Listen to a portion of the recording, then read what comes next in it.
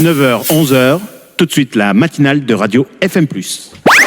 Et bonjour les amis, on est toujours en direct sur FM+, pour la matinale. Il est 9h16 et notre ami Maurice Kobi est enfin arrivé après Naïm. Maurice est là, comment ça va notre cher Maurice? Ça va très bien. Donc voilà, vous nous parlerez à la fin de l'émission, on fait un petit peu durer le suspense, vous nous parlerez du coup du concert exceptionnel au profit de l'association Habitat et Humanisme, une association qui est du coup présente depuis 40 ans, c'est ça? Oui, au plan national et dans l'Hérault depuis 30 ans. Ok, bah écoutez, on sera là jusqu'à la fin de l'émission. Aussi, on parlera Japon avec notre ami Naïm qui est arrivé tout à l'heure. Tout de suite, la chronique de Tom, les amateurs de cinéma. C'est pour vous, on y va. Il y a un jingle ou pas de jingle? Pas de jingle, bah vas-y. On a qu'à le faire le jingle la prochaine fois. Allez, on fera un jingle la prochaine fois. Ça fait des jingles. Bah écoutez, et bonjour très chers auditeurs et auditrices. J'espère que vous allez tous bien. Aujourd'hui, nous n'allons pas parler de films d'horreur. Ça se met aussi avec la musique d'ambiance. Car à force de vous faire dévorer ces histoires horrifiques, vous n'aurez plus de place pour Halloween. Et c'est bien dommage. Donc aujourd'hui, nous allons aborder une histoire qui a du chien. Mais qui ne manque pas d'amour et de violence, au don de nos amis à quatre pattes. Nous allons parler aujourd'hui de Dogman. Dogman est entré dans nos salles de cinéma le 27 septembre 2023. Notre film a été réalisé par celui qui, par ses films, nous ont fait naviguer, au sein du cinéma, dans de magnifiques navires ou avec quelques barques pourries. J'ai nommé Luc Besson. Il a réalisé de grands succès, comme Le Cinquième Élément, sorti en 1997, Léon en 1994, mais aussi quelques ratés, comme Valérian en 2017 ou Lucie en 2014. Dogman a entraîné dans son aventure dramatique comme magnifiques les acteurs suivants. Célèbre Landy Jones ayant été aussi vu dans Get Out, comme le jeune frère de l'horrible famille Armitage, nommé Jeremy. Il incarnera à l'opposé de son précédent rôle, le magnifique héros Douglas. Jojo T. Gibbs qui incarnera notre troublée et blessée Evelyn, Clément Schnix qui incarnera l'avare et malin Mike, Grace Palma qui incarnera la douce Selma. Et en fait, tout ce merveilleux personnage n'a pas forcément joué après des rôles beaucoup plus principaux que dans ce film que nous parlons aujourd'hui. Pour résumer notre film, nous suivrons l'histoire de Douglas, une personne qui dès son plus jeune âge n'avait qu'un seul amour pur, les chiens. Chose que son père et son frère lui ont fait payer, au prix de nombreuses années de captivité, dans une cage et d'une balle qui lui plongera dans une paralysie totale de ses jambes. Nous le retrouverons plus tard, toujours en tant que défenseur des chiens et des personnes qui partagent son amour. Il est devenu aussi une artiste drag queen qui lui vaut une petite renommée et qui lui a permis, au travers de son majestueux personnage, une libération de sa souffrance. Mais de sa sympathie naîtra hostilité avec un gang local qui pourrait être mortel pour lui et ses nombreux enfants. Toujours est-il que rien ne l'empêchera, si jamais on touche à ses bébés, de les protéger, quitte à incarner un gracieux ange de la mort qui emportera quiconque voudra faire du mal aux chiens. La petite analyse du film. Dogman est un film qui n'est certes pas un chef-d'œuvre dans tout son ensemble, mais qui, lorsqu'on le regarde attentivement, regorge de magnifiques pépites. Les actions de caméra sont certes à certains passages du film très mal placées, comme quelques mauvais effets de caméra et quelques mauvais effets de fond vert aussi, mais qui nous font quand même immerser dans une version dramatique de la vie. Avec la camarade au début du film, nous avons tous cru que, à cause d'elle, Douglas habitait dans un endroit éloigné de toute personne, dans une ferme éloignée des regards, qui aurait pu camoufler parfaitement à n'importe quel voisin, quel sort subissait le pauvre enfant. Alors que non, Douglas habitait dans une ville, ce qui montre la triste réalité de la vie, que des choses horribles peuvent être subies aux enfants et aux animaux juste à côté de chez nous. Et ça, Luc Besson a pu nous le montrer. Quant aux scènes et aux shows de Douglas, elles étaient juste époustouflantes. Grâce aux musiques d'Edith Piaf, la lumière et la posture de Douglas ont pu montrer ses souffrances, mais aussi à quel point il l'a surmonté, pour qu'il devienne un être grandiose. Ce qui est juste horrible, c'est que ce film aurait pu juste être un chef-d'œuvre, mais à cause de quelques erreurs, il ne l'en est point. que ça soit à cause des faux jeux d'acteurs de Salma ou des mauvais effets de caméra. Ils ont totalement gâché son potentiel. Mais ça n'en fait en rien que grâce aux scènes d'action qui sont juste géniaux et au magnifique jeu d'acteur qu'incarne le personnage de Douglas, ce film reste quand même un très bon film de Luc Besson. En conclusion, Dogman, comme je le précisais dans le film, peut soit plaire, soit déplaire. Et si on s'ouvre à lui, alors le film, malgré les petites erreurs qu'il peut montrer, il peut montrer sa douceur et sa bonté. Il peut nous montrer à quel point la solitude humaine est présente et que parfois on ne peut trouver l'amour qu'en l'existence des chiens. Car oui, même si vous êtes horrible, mesquin, avare et psychopathe, un chien vous apportera toujours la plus grande des douceurs, juste pour un simple quignon de pain que vous l'aurez pu lui donner. La grande leçon à tirer, c'est que le chien n'a qu'une seule et unique défaut. Il fait confiance à l'aveugle, à l'homme.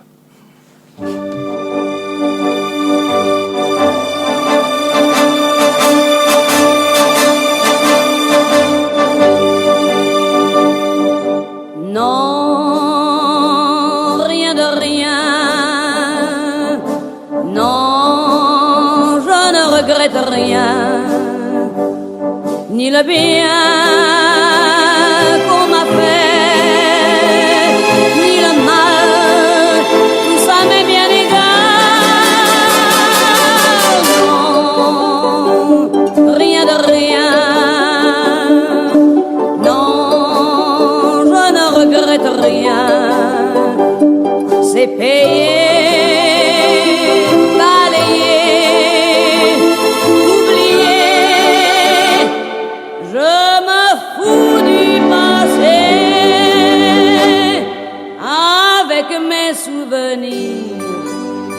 J'ai allumé le feu, mes chagrins, mes plaisirs. Je n'ai plus besoin de balayer les amours avec leur trémolo, balayer pour toujours. Je repars à zéro. Non, rien de rien. Non, je ne regrette rien, ni le bien qu'on m'a fait, ni le mal, tout ça m'est bien égal. Non, rien de rien. Non, je ne regrette rien, car ma vie, car mes joies, aujourd'hui, ça commence avec toi.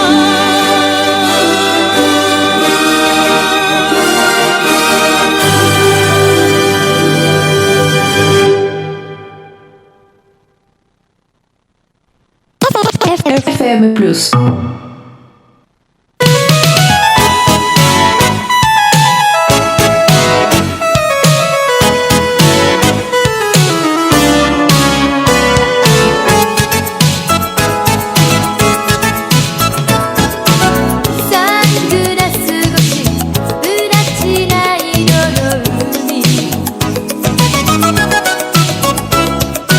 渋滞の中あなたは街へ帰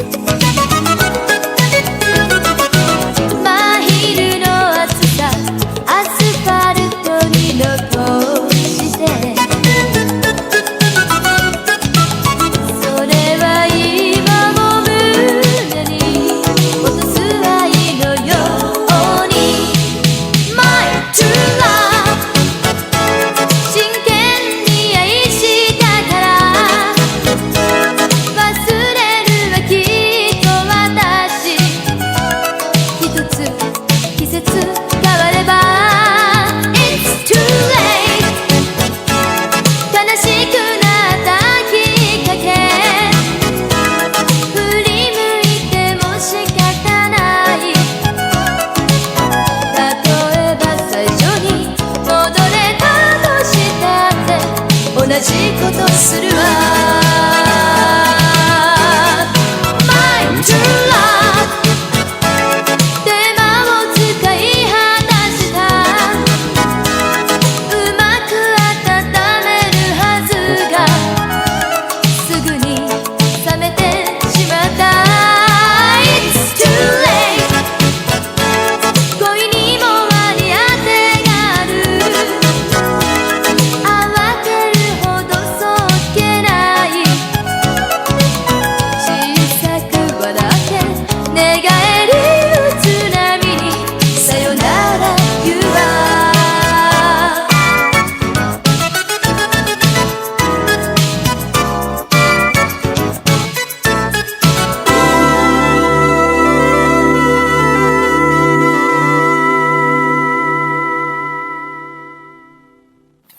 9h, 11h. 9h, 11h, tout de suite la matinale de Radio FM+. Tout de suite, la matinale de Radio FM+. Bonjour, rebonjour et re-rebonjour pour celles et ceux qui nous rejoignent actuellement. Il est 9h29. C'était la pub donc avec quoi? Non, je ne regrette rien de... comment ça s'appelle déjà? Edith Piaf. Voilà, Edith Piaf. Et Sunset Road de Reiko Takahashi. Je pensais annoncer la pub au final. Non, on a une charmante demoiselle qui nous rejoigne en plateau. Bonjour. Ah, je parle trop à côté du micro. Donc voilà, merci à vous de nous écouter. C'était du coup Sunset Road pour Reiko Takahashi. Je vous l'ai annoncé à l'occasion de la Japan Matsuri qui se déroulera les 21 et 22 octobre au parc d'exposition avec Naïm qui sera qui est toujours avec nous d'ailleurs pour en parler. On continue avec la chronique de Mickaël. Comment gagner de l'argent autrement que par le salariat?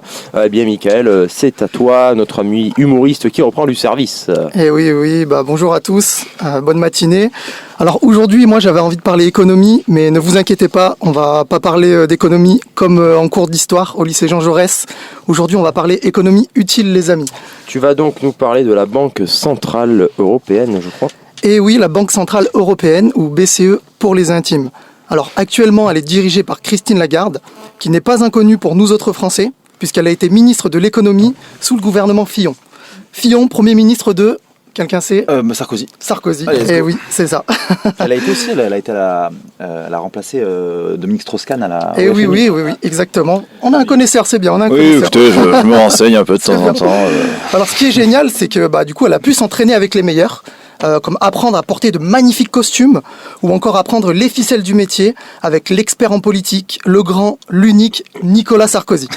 Donc talonnette, s'il vous plaît, car quand ton mentor peut t'enseigner à supprimer ta propre dette, qui de mieux pour régner en maître sur la BCE, franchement.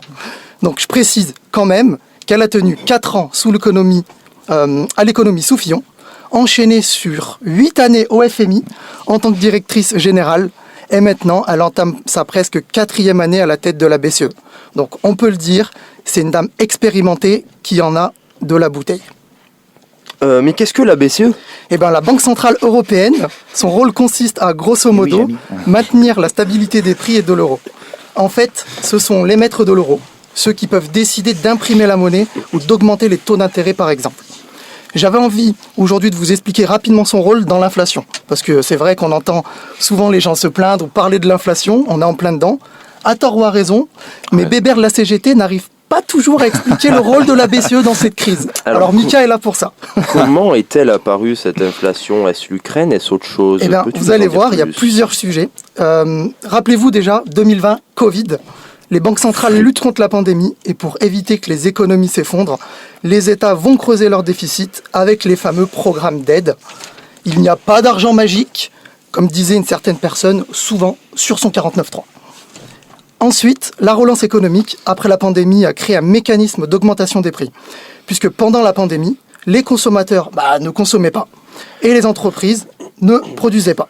Eh bien, chers amis, les entreprises ont augmenté les prix pour rattraper la perte et les consommateurs ont dépensé leurs économies faites pendant le confinement. Ce qui a créé une boucle qui a augmenté les prix.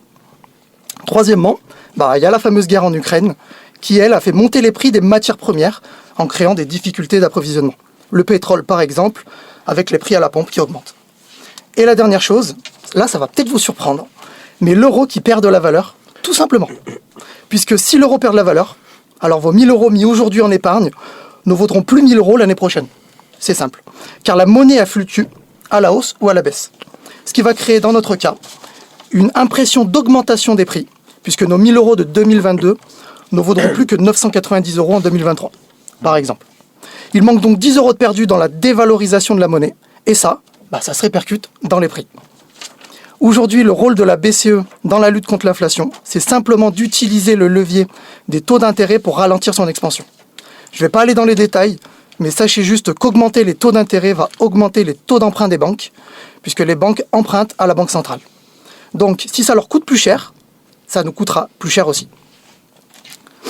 Dans ce cas, si les taux augmentent, les dépenses vont ralentir, ce qui ralentira par répercussion l'inflation. Et à l'inverse, réduire les taux d'intérêt stimulera l'économie par la dépense, mais augmentera l'inflation.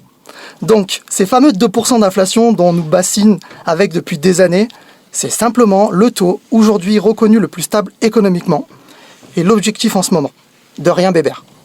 Actuellement, nous sommes, et je vous rassure, arrivés au palier de 4,5% de taux d'intérêt par la BCE. Et selon Christine Lagarde toujours, nous sommes entrés dans une grande pause de plusieurs mois avant la reprise de la descente des taux d'intérêt, avec une estimation des retours des taux de l'inflation à 2% vers 2025-2026. Alors préparez-vous, la redescente va être longue, comme nos soirées de jeunesse. On peut donc remercier notre brave Christine Lagarde nationale pour nous aider à lutter contre l'inflation, car de toute façon, quand tu gagnes 427 560 euros bruts par an, chère Christine, t'as intérêt à pas te louper, car le prix de l'essence, on le sait, t'en as rien à carrer. Ah, merci à Michael avec sa chronique trading. J'espère que ça vous a permis d'en apprendre un peu plus sur l'argent et peut-être que vous arriverez à devenir riche grâce à notre ami Michael. Tu reviens quand on est pauvre. Ça, c'est, en tout cas, on comprend pourquoi on est pauvre. On comprend pourquoi on est pauvre et pourquoi on va rester pauvre. Ben, merci à toi, c'est très sympathique. Tu reviens quand tu veux. Il nous reste du coup 25 minutes à peu près, 23 minutes, 22 minutes. Donc allez, on va consacrer 10 minutes sur le Japon, 15 minutes à Maurice Kobi et son concert exceptionnel le 19 octobre et non ce soir comme je le pensais à l'Opéra de la Comédie. Et on a Albine Marais qui nous a rejoint. Bonjour Albine. Bonjour Albine. Vous pouvez prendre le micro, vous partagez le micro. On est en sureffectif là. Comment ça va Albine ? Eh ben super, ravie d'être parmi vous aujourd'hui et de venir vous parler de ce qui porte mon cœur depuis l'année dernière, le chemin de Saint-Jacques-de-Compostelle. C'est un art avec le compost, moi dans ma tête je pensais. Du tout. Quelque part au fond, historiquement, c'est pas loin. Tu vas parler de compost là ? Ouais. T'es sûr que c'était ma vanne pour introduire l'interview ? Ah merde. On s'est fait rafler notre vanne. Bon, on va faire comme si on le savait pas. Ah oui, il y a un programme et tout, le programme de la journée sur FM+. Oui, je t'ai mis des traits et tout parce que c'est un peu galère. Hop, ça démarre. Là, Ça démarre. Où ça ? Partie 2, on a fini et ça démarre. L'agenda, il y a une playlist, le pouvoir des mots à 11h20, à 11h30, alors du tout, j'y suis pas du tout, je comprends pas quoi. Le Jardin 10 des mots au hasard. Jardin 10 à 11h, RFI à midi, DVP HS à 12h, RFI toujours à 13h, et ARA, qui c'est qui connaît ARA à 13h10, c'est ça ARA ARA à 13h10, de 13h10 à 13h50, et à partir de 14h, la Bible, un parfum scandale de Dieu, est-il écolo ? J'ai inversé ? Il y a un verso aussi. Il y a un verso les amis. Oh désolé, on y va au feeling. C'est pas réveillé. Hamza, notre ami Hamza. Pardon, c'est voilà. Hamza le chanteur du Redline. Voilà, Hamza le chanteur du Redline qu'on connaît très bien, Naïm, qui est là à partir. On embrasse bien évidemment. On embrasse à 15. Il a pas encore commencé. Il y aura... on t'attend Hamza, donc dépêche-toi Hamza, réveille-toi. 2 pieds fermes, voilà, sinon on va t'engueuler. Relief Info, le RFI toujours. Relief Info, c'est RFI, c'est ça ? Ça veut dire ça ? Oui, voilà. J'apprends. 17h50 les amis. Le Flow Froom, The River, Black Power à 19h. À 20h10, Blues de Vagabondage. Et une playlist à partir de 21h30. Est-ce que j'ai juste... Oui les amis, vous pouvez m'applaudir. Wouh! Merci beaucoup. On parle Japon, on va rapidement parler Japon et puis en venir donc à notre interview. La Japan Matsuri qui se déroulera les 21 et 22 octobre prochains, la 12e édition, organisée par Asiana, notre ami Mohamed que j'ai connu puisque j'ai appris là-bas chez lui il y a quelques années avant de partir à Tokyo où j'ai vécu Un an et demi au programme de cette Japan Matsuri. On va avoir des concours de cosplay, des expos Ikebana, voilà, c'est des dessins un petit peu traditionnels japonais, des kimonos, des origamis, tous les petits avions, voilà, en papier, la cérémonie du thé, des conférences et j'en passe. Parmi eux, beaucoup d'invités de grande classe, en tout cas pour ceux qui connaissent le Japon. Tokyo Nojo, notre ami youtubeur que j'aurai l'occasion d'ailleurs d'interviewer le samedi. Kaoru, qui est une coiffeuse japonaise dans le style japonais. Miyu, la chanteuse, Ribo Maïsa, et j'en passe. Et New Titeuf, ça me dit quelque chose, New Titeuf, je sais pas si vous connaissez. Youtubeur, voilà. ancien youtubeur Pokémon très connu. Et ben voilà, New Titeuf qui sera aussi présent à la Japan Matsuri. Vous connaissez New Titeuf, Maurice? Non. C'est normal. Donc voilà, j'ai voulu parler un petit peu Japon. Est-ce que parmi vous, à part Naïm, des gens sont fans du Japon, aimeraient venir au Japon, aller au Japon, vivre au Japon, connaissent la culture japonaise? Oui. Oui, alors c'est quoi cette voix? Du coup, tu imites un personnage? Le gros bourrin dans chaque animé. Ok, d'accord. Et quel animé par exemple? Par exemple, Escanor, parce que Escanor est un magnifique bourrin. Qui c'est qui connaît Escanor? Escanor, personnage de Seven Deadly Sins, un manga très connu, mal animé mais très connu. Un peu comme One Piece, c'est ça? One Piece. Allez, me lance pas sur ça. On est en train de parler du Japon, on n'est pas en train de parler d'une guerre entre One Piece et Naruto. Ça ne va pas commencer ce matin. T'as vu la vidéo de Papsan là? Il y a Papsan qui est un youtubeur très connu, je sais pas si vous connaissez Papsan, que j'ai eu l'occasion de rencontrer aussi. Super mec, on t'embrasse si t'écoutes FM+.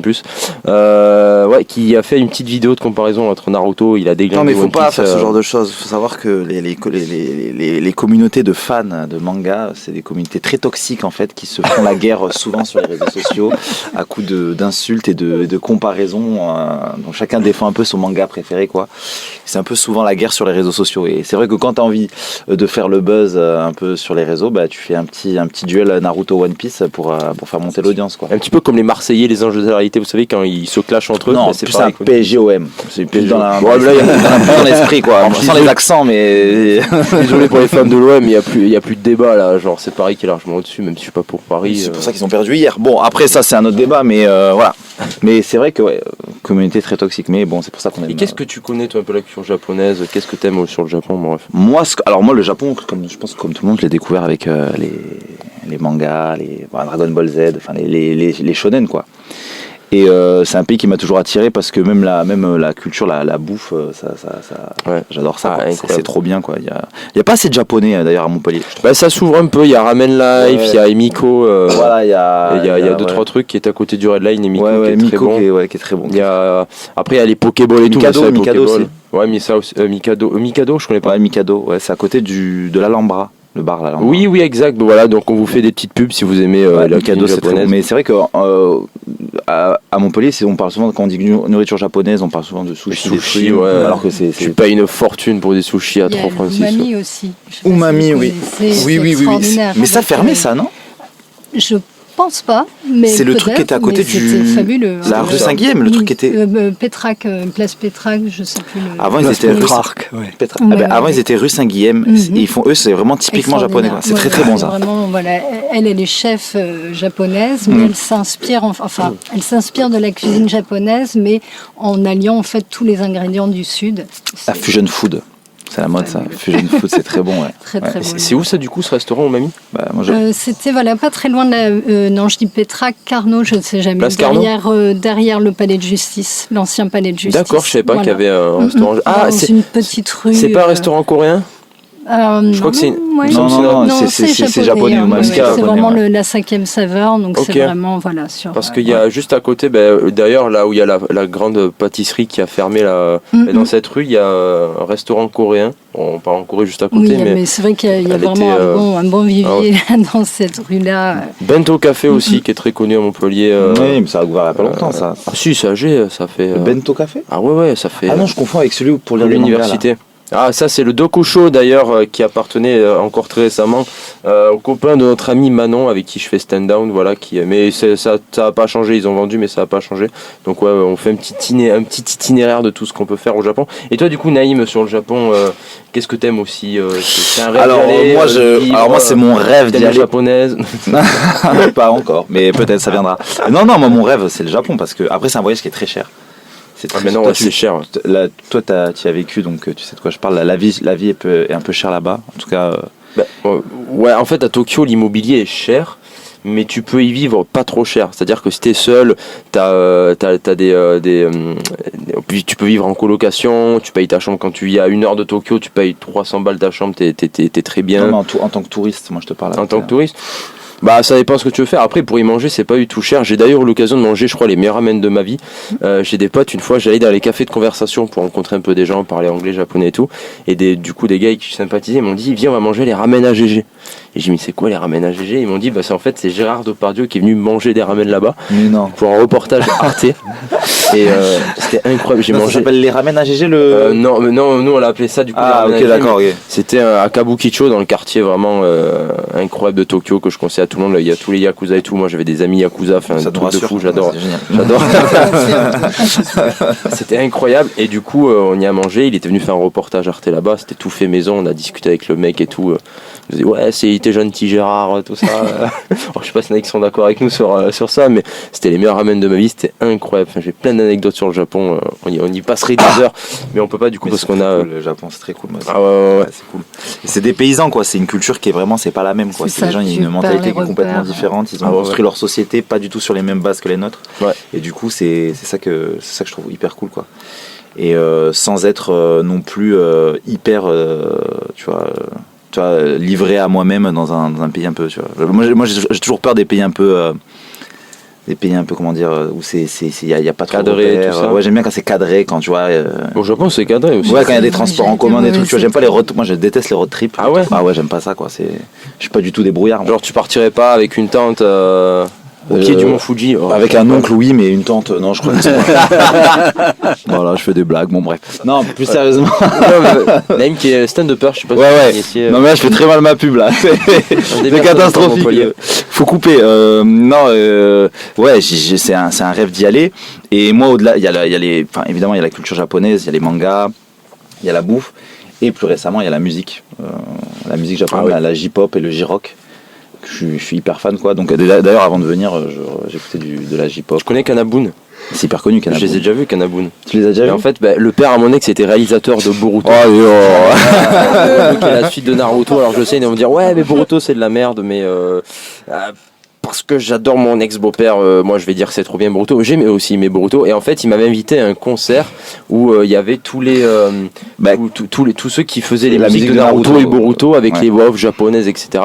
Où j'ai eu l'occasion de voir Kanabun. C'était, Kanabun, c'est le groupe un peu connu que les gens, en France, on connaît beaucoup parce qu'ils ont fait l'opening 16 de Naruto Shippuden, donc l'animé, et c'est un des openings. Silhouette. Qui est très très très connu, et ça c'est un des groupes très connus en France, mais après il y en a plein. Ils ont fait aussi le premier générique de Boruto. Oui, aussi. Ouais. Mais moi la musique japonaise c'est quelque chose. Et souvent quand j'écoute de la musique japonaise, les gens me disent mais tu comprends, comment tu fais pour kiffer, tu comprends pas les paroles, alors que c'est plus une vibe qu'on retrouve pas en France en termes de musicalité. Et aussi ce que je kiffe au Japon, c'est que je sais pas si vous avez remarqué, mais en France, que ce soit en France ou même aux États-Unis ou dans la pop actuelle, on a perdu les groupes.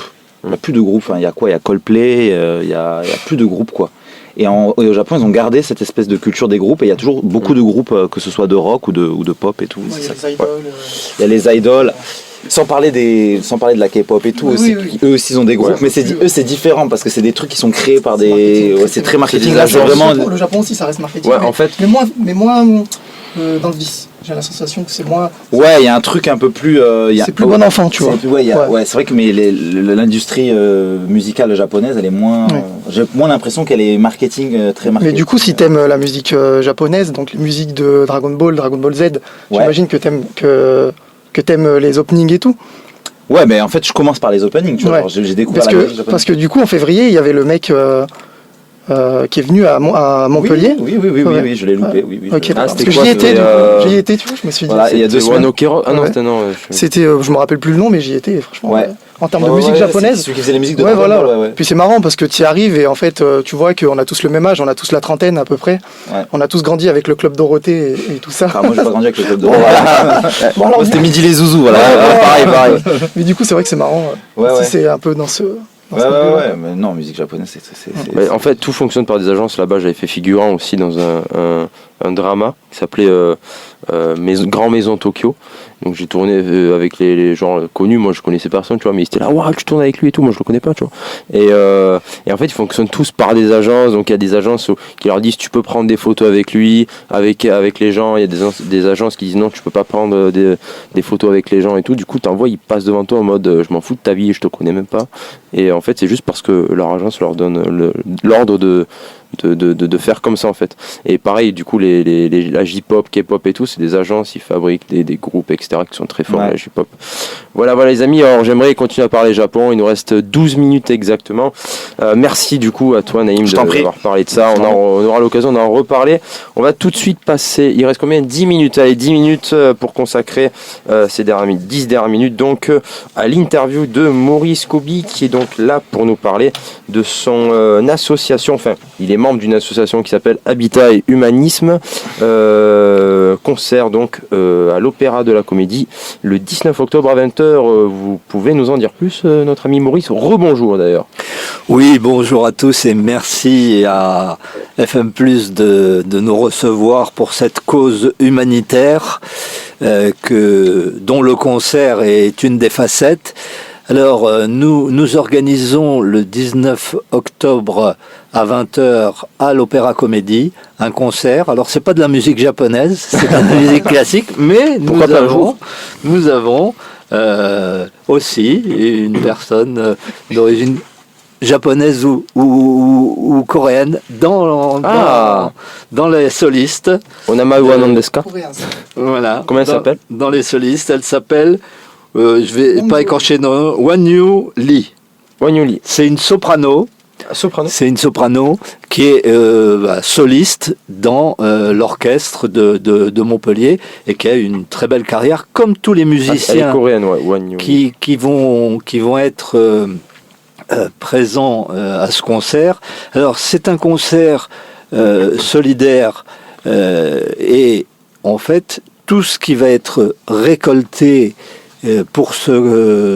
lors de ce concert va servir à aider les personnes en précarité, ce qui est la mission fondamentale d'Habitat Humanisme. Nous sommes Habitat Humanisme Héros et nous logeons et nous accompagnons pour leur réinsertion des personnes en difficulté, voire en très grande difficulté. Alors, ce concert est fait à l'opéra qui nous est offert par la mairie de Montpellier. Donc on ne paye pas la salle, ni le personnel, ni la technique, ni rien du tout. Les artistes vont venir de façon bénévole, avec des très grands artistes, dont Dorota Andaszewska, qui est premier violon de l'orchestre de Montpellier, et qui est violon solo international, qui a vraiment une dimension. D'ailleurs, il y a plusieurs solistes, violonistes, violoncellistes, sopranes, alto, qui vont intervenir pour nous dans ce concert. Tous et toutes ont des très belles carrières et souvent au niveau international, et tous font partie des solistes de l'orchestre de Montpellier. Alors, ce qui va être interprété, c'est en première partie le Stabat Mater de Pérgolèse, qui est une œuvre remarquable, pour ceux qui connaissent, et en deuxième partie, des œuvres de Mozart, dont la petite musique de nuit, mais aussi des œuvres pour chœur de chambre, puisque au-delà des solistes, il y a aussi un chœur de chambre qui s'appelle Echo, qui a une bonne réputation dans la région, et qui fait des prestations de chœur de chambre, qui est déjà d'ailleurs intervenu à l'Opéra Comédie. Et voilà, donc pour vous dire que pour tout un chacun, venir à ce concert, c'est se faire plaisir, vraiment, parce que c'est une très belle musique et des très beaux interprètes, et c'est aussi aider les gens, en même temps, les gens qui sont en précarité, puisque tout ce qui va être vendu comme billet va servir à ça. Vous savez, vu ce qui se dit avec les Restos du Cœur, qu'en ce moment, la précarité, il y en a de plus en plus, c'est de plus en plus compliqué. Et donc, nous vous invitons vraiment, je vous invite vraiment à aller prendre vos places à l'Opéra Comédie. Il y a des places à 12 €, il y a des places à 22 €. Bon, elles sont mieux placées. Pour les plus riches, les 22 €. Voilà. Mais pour un concert de ce niveau-là à l'Opéra, c'est pas cher. Ça coûte combien généralement les prix des c'est places souvent jusqu'à 50 €, les places à l'Opéra. Et alors l'Opéra fait aussi des places à 10 € pour aider aussi les gens qui n'ont pas les moyens à venir à l'Opéra, mais c'est souvent entre 10 et 50. Nous, avec les artistes, pour que ce soit accessible à une majorité de personnes, on a décidé que ce serait 12 et 22 €. Mais pour ceux qui connaissent l'acoustique de l'Opéra Comédie, on peut être, entre guillemets, mal placé, on entend très bien, et dans un concert comme ça, si on est loin, c'est pas très gênant, voilà, c'est pas très grave, c'est pas un spectacle de danse, c'est pas, voilà, mais on entend parfaitement, on peut même, comme moi je le fais souvent pendant les concerts, fermer les yeux pour être encore plus concentré sur la musique, c'est donc à 12 €, c'est très raisonnable. On amène sa contribution au fait que nous avons aujourd'hui pas loin de 350 logements. Il faut savoir sur l'Hérault, il faut savoir qu'il y a 3 ans on en avait à peu près la moitié, donc vous voyez la croissance de notre association avec tout ce qui va avec comme besoin de bénévoles, de financement, etc. C'est comme ça. Nous avons 150 bénévoles. Nous avons 20 salariés. C'est donc un gros morceau. Les salariés, c'est principalement des travailleurs sociaux pour aider les familles, les personnes en difficulté à repartir. Moi, si j'ai besoin d'un logement, vous avez un logement pour moi Il faut passer par des organismes qui nous adressent, parce que sinon, ce serait la foire d'empoigne. Non, mais c'est important, cette question. Parce qu'en fait, quand on a un logement qui se libère, ou un nouveau logement qu'on a capté, nous informons des associations, comme GAM, comme le SIAO, bref, et qui vont nous proposer des dossiers de personnes, parce que c'est eux qui regroupent entre guillemets, les files d'attente. Il faut savoir que sur Montpellier, il y a actuellement plus de 6000 personnes en attente d'un logement social. C'est fou. C'est énorme. Et on en attribue 1000 par an. Ça veut dire que si vous êtes le dernier de la liste, vous avez 6 ans à attendre. Si vous connaissez personne, vous n'avez pas le piston. 6 ans à attendre. Et nous, nos loyers chez Habitat Humanisme sont au-dessous, dans bon nombre de cas, des loyers de HLM. Voilà. Donc, faut dire que tout ça, ça contribue à aider et à réinsérer des personnes. Et pour vous donner la dimension de ce travail fait par des bénévoles et des salariés, c'est que dans un de nos dispositifs, le dispositif d'origine, 90% des personnes que nous logeons et que nous accompagnons nous quittent, entre guillemets, parce qu'elles sont réinsérées au bout de 2 ans. Au bout de 2 ans, ils sont repartis avec un logement. Et je vous laisse dire un dernier mot, on va devoir rendre l'antenne parce que Rija est à 10h en direct. Qu'est-ce que vous pouvez dire, où est-ce qu'on peut vous retrouver ? On peut nous retrouver en faisant Habitat Humanisme sur Internet, un moteur de recherche, et on peut nous retrouver le 19 octobre à l'Opéra Comédie pour un très beau concert humanitaire. Tous ensemble, merci à vous Maurice Coby, merci à vous tous de nous avoir écoutés, merci à vous d'être venus, merci à Naïm, merci à Mickaël, merci à Lily, merci à Tom, Marc, Tom. Oui. Tom, vous retrouverez Albine Maré avec notre ami Rija à 10h du matin. Pour ma part, on se retrouve très vite sur FM+, je vous fais des gros bisous les amis, ciao, à très vite.